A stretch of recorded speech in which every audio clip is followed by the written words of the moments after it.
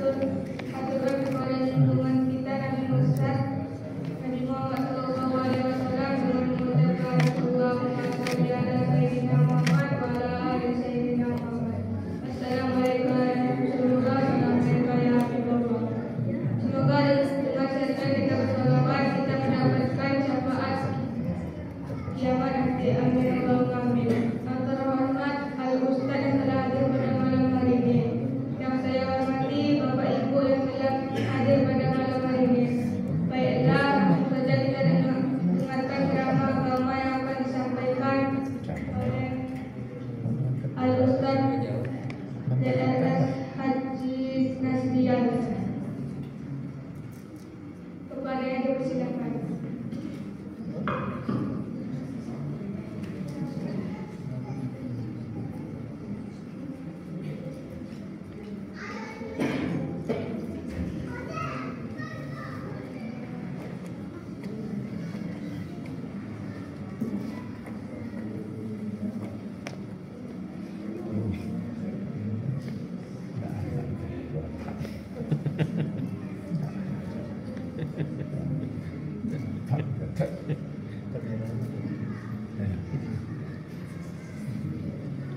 Lupa ya Ustaz ya kan, belum pernah tengok lagi kan, apa yang disampaikan ya kan.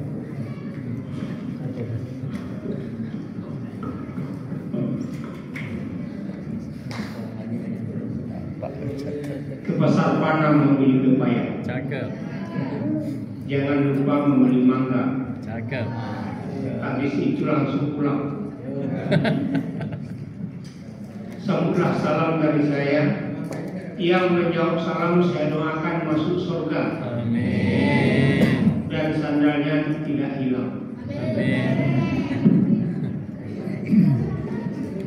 Assalamualaikum warahmatullahi wabarakatuh. Waalaikumsalam. Ya, mudah-mudahan semuanya kita masuk surga. Alhamdulillahirabbil alamin. Wa'aqibatul muttaqin. Wassalatu wassalamu ala asrofil anbiya wal mursalin wa ala alihi wa ashabihi rasulillahi ajma'in. Asyhadu an la ilaha illallah wahdahu la syarika lah wa asyhadu anna Muhammadar abduhu wa rasuluh la nabiyya ba'du. Amma ba'd. Allah Ta'ala berkarim. A'udzu billahi minasyaitonir rajim. Bismillahirrahmanirrahim. Wa idza qudiyatis shalah fantasiru fil ardh wabtaghi min fadlillah wazkurullaha katsiran la'allakum tuflihun. Subhanallah. Bapak-bapak, ibu-ibu sidang jemaah tarawih yang dimuliakan Allah, serta anak kami yang hadir pada malam ini yang kami sayangi.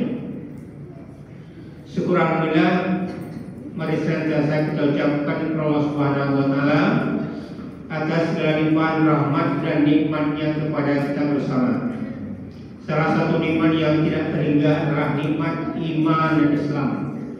Karena tidak semua manusia di bumi diberi Allah Subhanahu wa taala dengan iman dan Islam, maka pantas kita mensyukurinya. Selanjutnya salam salam kita persembahkan kepada arwah junjungan kita Habibullah Muhammad sallallahu alaihi wasallam. Allahumma sholli ala Muhammad wa ala alihi wa ashabihi ajma'in. Bapak Ibu yang saya hormati, adapun judul santapan rohani Ramadan kita pada malam hari ini yang telah ditetapkan oleh IPMI Kota Pekanbaru, yaitu pentingnya ekonomi keumatan dan perpolitikan Islam. Panjang juga ya. Istilah ya, catat. Pentingnya ekonomi keumatan dan perpolitikan Islam. Ini saya tidak setuju dengan judul yang rumit-rumit begitu. Langsung aja ya. Kemarin itu ada juga judulnya pakai bahasa yang rumit juga. Apa itu? Apa? Baik apa tuh pas ya? Sehingga anak-anak pun nggak tahu ya. Jadi tapi nggak apa-apa. Jadi titik beratnya di sini adalah bagaimana ya berekonomi dan berpolitik dalam Islam. Iya ya. Allah berfirman dalam surah Al-Imran ayat 10 ya, salah. Yang kita bacakan tadi, Bismillahirrahmanirrahim. Wa idza qudiyatis shalah fantasiru fil ardh. Wabtaghu min fadlillahi wazkurullaha katsiran la'allakum tuflihun. Maka apabila kamu menyelesaikan sholat, ya, fantasiru fil ardh, maka bertebaranlah kamu di muka bumi. Wabtaghu min fadlillahi, dan carilah karunia Allah Subhanahu wa taala, wazkurullah katsiran, dan ingatlah Allah dengan zikir yang banyak, la'allakum tuflihun, dan kamu menjadi orang yang beruntung. Jadi ayat ini memberitahukan kepada kita kalau kita sudah selesai melakukan sholat, dan terutama ini di sini kena sholat sholat Jumat, jadi masalah sholat Jumat di sini, maka diperintahkan Subhanahu wa taala fantasiru. Fantasiru artinya bertebaran. Bagaimana itu bertebaran? Jadi kalau bertebar itu barangkali kalau kita ketemu sarang semut, ya, berkumpul semut di tanah itu, kemudian terganggu, maka dia akan lari kemana-mana. Itu namanya fantasiru. Jadi ada ke barat, ke timur, utara, selatan, barat laut, sebagainya. Nggak tahu, pokoknya menebar. Inilah arti fantasiru fil ardh, bertebaran ke bumi. Artinya apa? Kalau sudah sholat, Allah Subhanahu wa taala tidak perintahkan untuk mencari Allah. Artinya usaha kita berusaha. Kalau yang petani langsung ambil cangkulnya, pergi. Kalau yang pedagang ambil lagi kunci kurponya.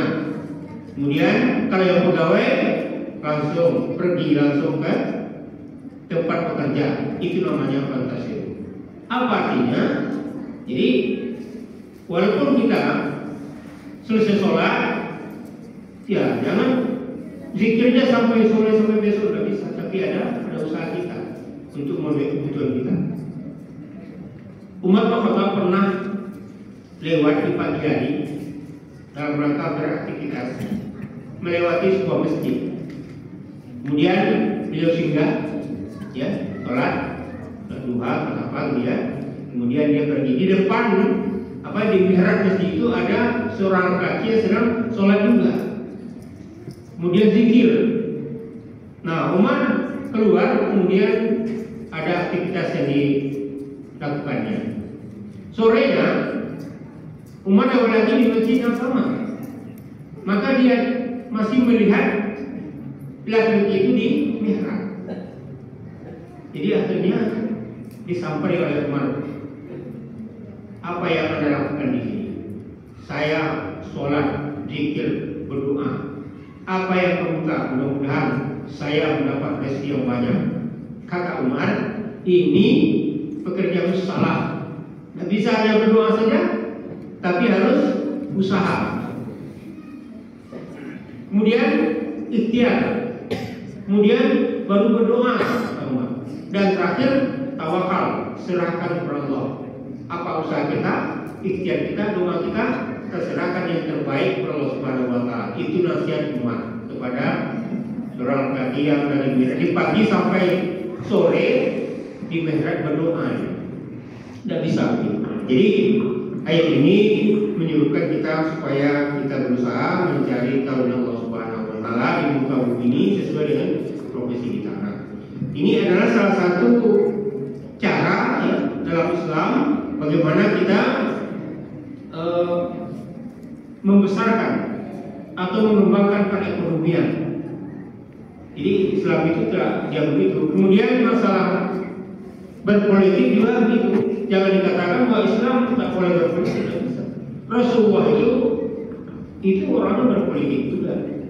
Waktu hijrah ke Madinah, kemudian ya dimulailah membangun Masjid Nabawi sekarang ini, tapi belum selesai. Maka Nabi membangun pasar.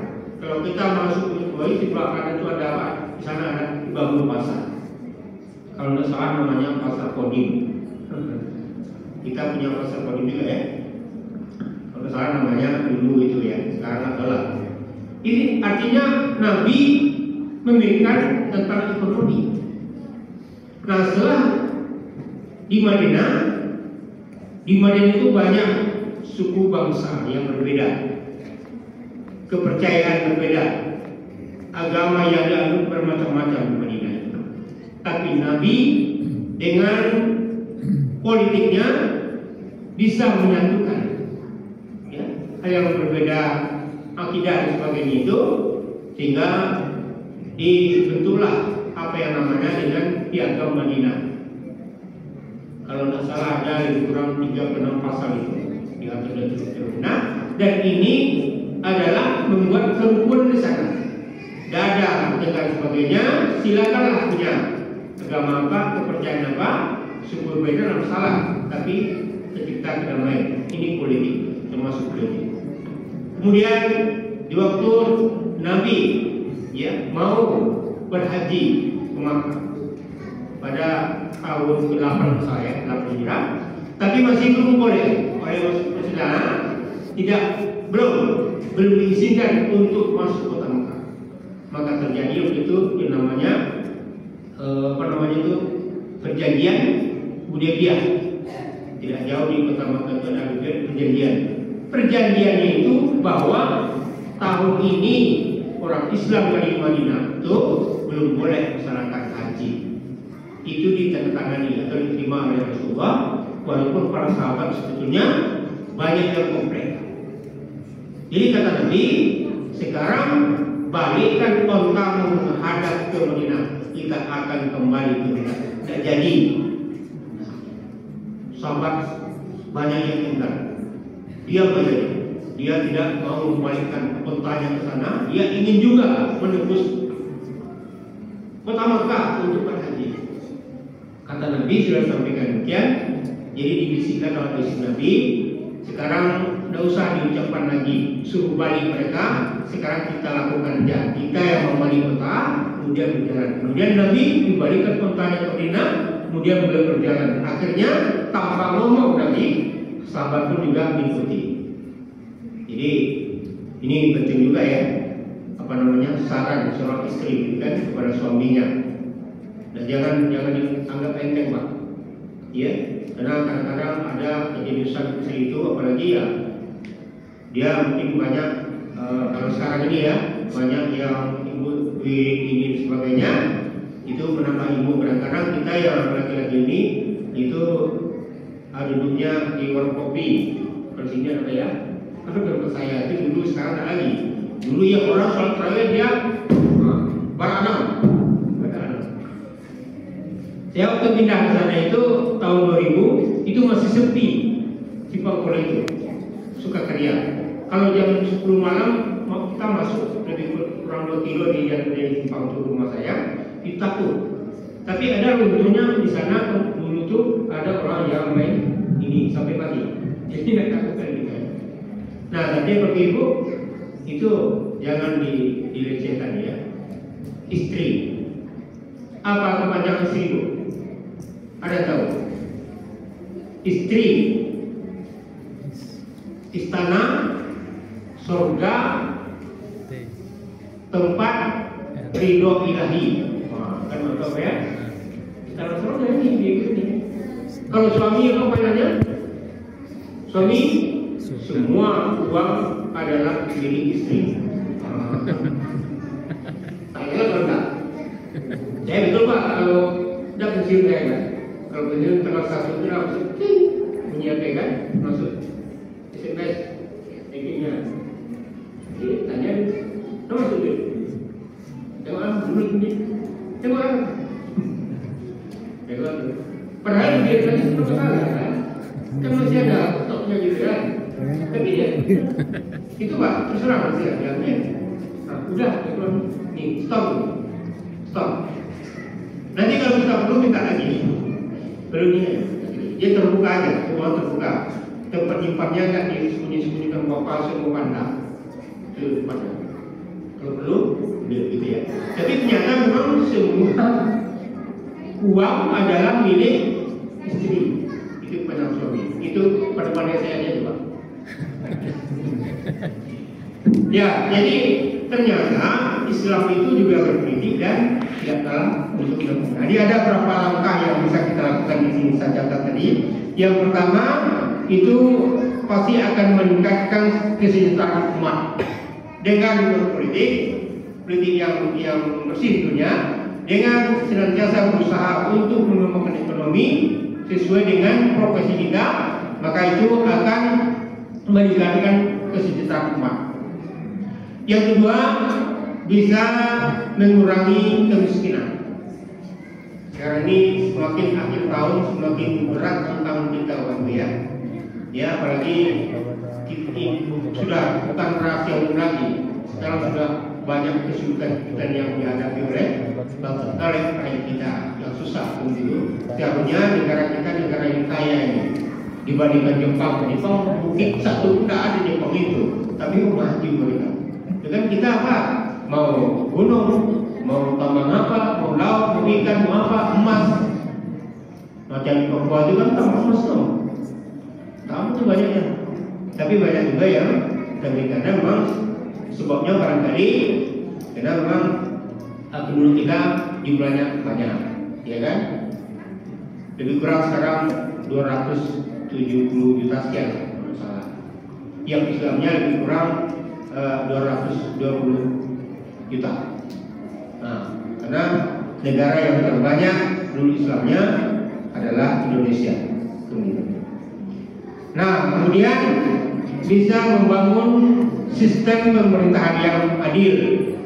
Nah, dengan apa? Karena kalau tokoh-tokoh yang kita pilih untuk tentang politik ini yang baik, yang adil, maka dia akan berlaku adil. Bisa berlaku adil demikian. Adil itu bisa membagi semuanya, bisa dikatakan adil. Menimbang sama berat, bisa dikatakan adil. Tapi yang adil itu adalah wadu'a sehing bima kami, meletakkan sesuatu pada tempatnya. Itu yang adil. Ya, loh, apa yang adil tadi? Bisa meletakkan sesuatu pada tempatnya. Nah, itu yang adil. Contoh, ada seorang bapak punya anak dua. Berapa? Dua. Satu sudah kuliah anaknya, yang satu masih di SD. Pagi-pagi yang tua mau kuliah, yang ini pergi sekolah. Uang jajannya tidak sama. Kalau yang kuliah mungkin 20.000 atau 25.000. Kalau yang di SD cukup 5.000. Ya kan? Tapi itu yang adil, tidak sama kan? 20 5.000 satu. Tidak sama jumlahnya, tapi itu yang adil. Kenapa? Karena kebutuhannya berbeda. Nah, itu dalam Islam yang adil itu menempatkan sesuatu pada tempatnya. Yang dikatakan adil.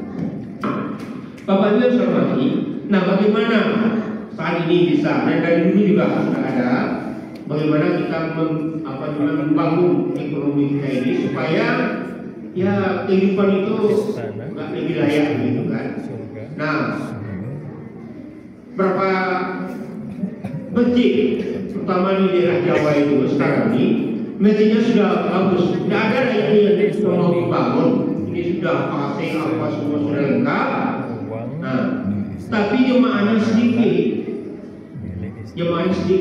Ada apa ini? Akhirnya timbullah dari kepengurusan masjid itu untuk membentuk suatu badan yang bisa mengumpulkan infak dan sedekah dari jemaah itu. Ya, yang terkait itu Baitul Mal namanya, seumpama itulah ada tokoh-tokoh di sana. Maka bagi yang punya kemampuan bayar zakat, diikuti zakat. Yang berinfak berwakaf soleh kumpulkan, gunanya diberikan bantuan kepada jamaah yang rajin ke masjid. Pokoknya masjid ini pokoknya perumahan ya. Ada kalau di saya itu masjidnya tingkat jemaahnya RT lah, begitu kan. Jadi di antara di masyarakat di jemaah itu ada yang susah hidupnya, ya, ada yang punya kemampuan. Nah, maka uang yang terkumpul ini diberikan bantuan kepada yang susah hidupnya untuk berusaha. Apakah Baitul Mal? Nah, tapi yang dibantu itu memang yang rajin ke masjid. Walaupun dia susah tapi nggak pernah ke masjid, itu belum yang diutamakan yang rajin. Akhirnya apa? Uangnya banyak terkumpul, kemudian jemaahnya ramai. Maka itu bantuan itu tidak dikutip kembalian dibantu. Tapi kalau dikutip kembalian bisa juga semacam kooperasi. Tapi kalau kooperasi ada apa namanya? Ada bunga namanya. Tapi ini barangkali bisa juga kalau kita buat banyak. Nah, ini terkumpul kasih rajin masjid, dia susah hidupnya. Nah, dibantu dia, mungkin dia jual gorengan apa, dibantu tanpa dikembalikan. Kalaupun mau dikembalikan silakan, tak apa-apa, tinggal dibagi aja. Berapa dia pinjam, dikasih duit 5 juta, nah kembalikan satu bulannya berapa kemampuannya, supaya nanti bisa diberikan ke orang lain. Nah, itu dikembangkan di beberapa masjid di dalam Jawa itu memang berhasil dia. Nah, kalau bulan Ramadan ini apa itu kalau kita memang bisa, pokoknya teruskan. Kalau sebelum Ramadan kita kan makan 2 kali, yaitu tadi ya, sarapan. Ada juga yang makan pagi. Kalau kerja makan pagi, makan siang, makan malam. Ini jam 3 kali. Kalau selama Ramadan kita 2, sahur dan berbuka. Tengah hari kan makan. Nah, yang 1 kali makan itu disimpan uangnya. Taruhlah pokoknya 15.000. Nah, hari ini puasa pertama 15.000, uang makan yang tadinya 3 kali sehari sekarang 2 kali. Ini gitu kan? Nah, kalau 1 bulan itu kan lebih kurang 450.000 ya. Nah, kita berikan kepada badan yang membutuhkan atau Baitul Mal tahapan wajib, kita berikan di akhir Ramadan. Kalau jemaah kita itu ada 100, itu sudah berapa tuh? Sudah 45 juta ya. Kalau 100 orang memberikan, itu sudah bisa dibantu kepada jemaah. Dan saya pernah melihat di daerah Kulim waktu saya tinggal di Tegerang. Di daerah Kulim itu dia bapak itu jual goreng pakai gerobak. Nah, di bawah gerobak itu tertulis apa namanya yang memberikan modalnya ada Baitul Mal masjid ini. Jadi zakat Baitul Mal dari masjid ini dibantu kepada bapak itu. Saya tengok macam banyak bantuan. Itu sudah lama ya. Sekarang saya semenjak tahun itu sudah pindah ke Jalan Sudut Panang. Ya, karena sudah saya lipat ke sini karena itu saya mengajar di tempat tambang dan lebih buang. Jauh dari belakang lama yang sana, itu jauh di Tambun. Makanya di tempat sana dari Padang, tidak jauh. Itu harus sampai sekarang tinggal di sana. Nah, kemudian kita berinfak bersedekah itu jangan kita khawatir, sudah pasti Allah pasti menggantinya. Wa ma anfaqtum min shay'in fa huwa yukhlifu. Apa saja yang kamu infakkan Allah, dia Allah pasti akan menggantinya. Dalam ayat lain bisa kita lihat dalam surat Al-An'am ayat 160 itu menja'ati bil hasanati falahu asyru amsalih. Barang siapa yang membuat satu kebaikan, ya, maka akan dibalasi 10 kebaikan yang setimpal. Pemanjaa bisanya, siapa yang melakukan satu kejahatan, malah yujzabihi illa saya, tidak akan dibalasi kecuali yang sebesar seumpamanya. Wahum la yuzlamun, mereka tidak akan dianiaya. Jadi 1 kebaikan digandakan paling kurang, yaitu dalam ayat itu 10. Oke, contoh. Saya punya uang 10.000, saya ambil 1.000, saya infakkan ke kota Jombang. Time, tolong kau bunyi kan, time. Nah, yang 1.000 saya infakkan akan digandakan Allah menjadi 10.000, ditambahkan dengan sisa yang ini 9.000. Jadi rumus matematika infak dan sedekah berbeda dengan rumus matematika di sekolah. Oke, contoh. Coba, kamu siapa namanya? Ucok, kan? Ada yang Ucok tidak? Tidak ada ya?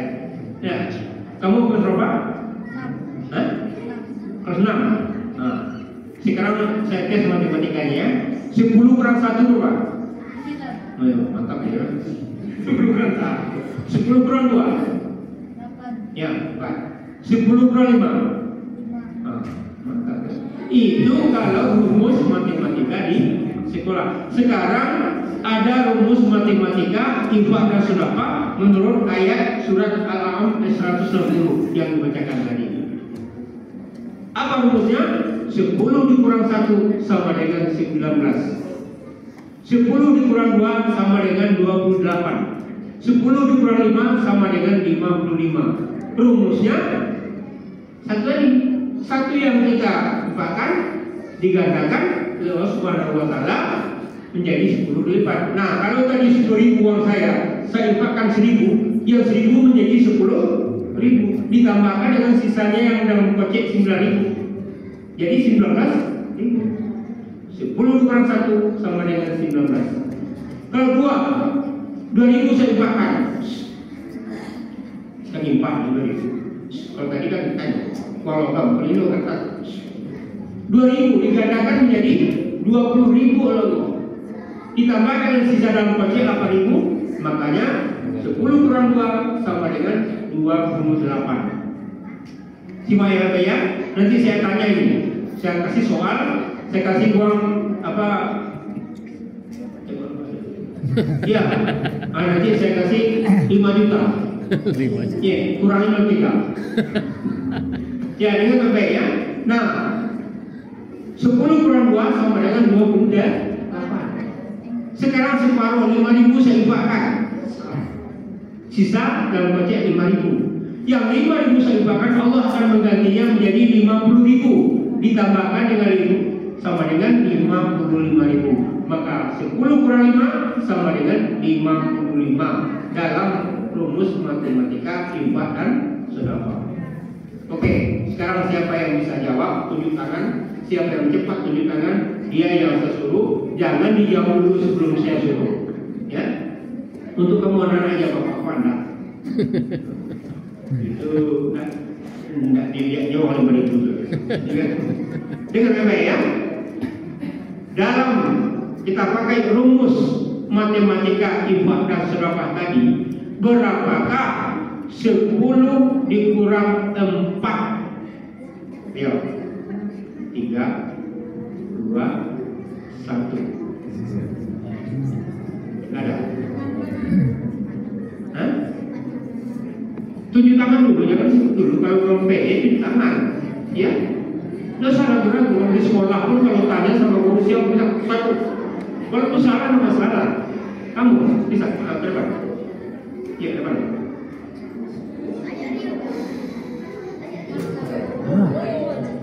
Siapa namanya? Rio. Rizky Manila.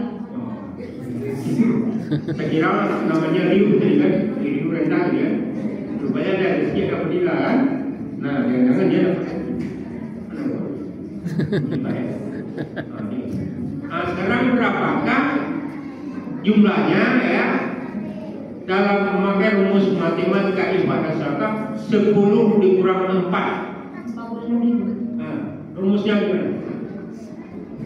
Yang 4.000 dikurangi akan digandakan Allah menjadi 40.000 ditambah dengan sisa dalam kocek 6.000. Jadi jumlahnya 40.000. Ini 5 juta.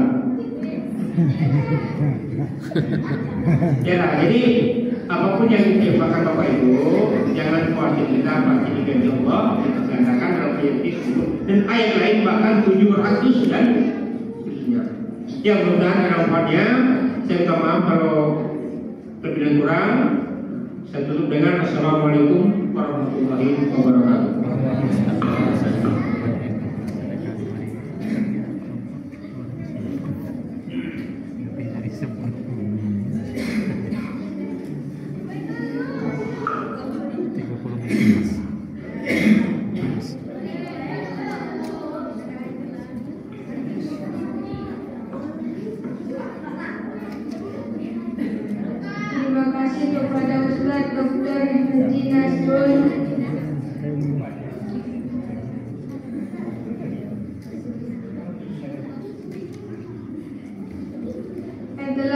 menyampaikan ceramah singkat pada malam hari ini. Semoga dapat bermanfaat untuk kita semua.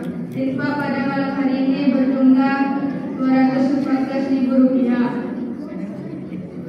Dan petugas pada malam hari ini Imam yang akan dibawakan oleh Ustaz Muslim dan Bilal yang dibawakan Kafir. Akhir kata saya selaku pembawa acara memohon maaf jika ada kekurangan dalam menyampaikan. Wassalamualaikum warahmatullahi wabarakatuh.